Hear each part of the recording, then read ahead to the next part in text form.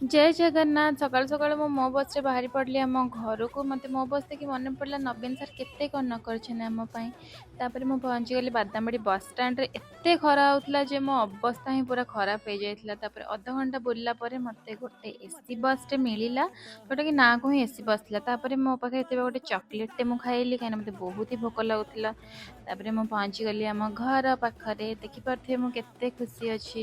ତାପରେ ମୁଁ ଗଲି ଟିକେ ଆଇବ୍ରୋ ସେପ୍ କରିବାକୁ ପାର୍ଲର। ଦେନ୍ ମୁଁ ଗଲି ମୋର ଟିକେ ରଜ ସପିଂ। ତାପରେ ଗୋଟେ ମାଜା ଧରିକି ଡାଇରେକ୍ଟ ଆସିଲି ଘରକୁ। ଦେଖନ୍ତୁ ଏମାନେ ମୋ ୱେଲକମ୍ କରୁଛନ୍ତି। ଏଇଠି ଥିଲା ମୋର ଗୋଟେ କୁନି ଭାଇଟେ। ତାପରେ ମୋ ଆଈକୁ ନମସ୍କାର କଲି। ତାପରେ ଏତେ ଗରମ ଲାଗିଲା ଟିକେ ମାଜା ପିଇଲି। ତାପରେ ଆସିଯାଇଥିଲା ମୋ ପଖାଳ, ଭେଣ୍ଡି ଆଉ ମୋର ମୋଷ୍ଟ ଫେଭରାଇଟ୍ ସଜନା ଶାଗ। ପଖାଳ ଖାଇକି ତ ମୋତେ ପୁରା ସ୍ୱର୍ଗ ସୁଖ ମିଳିଲା। ତାପରେ ମୁଁ ଚାଲିଲି ଶୋଇବାକୁ। ଶୋଇକି ଉଠି ପିଇଲି ମୋ ଚା।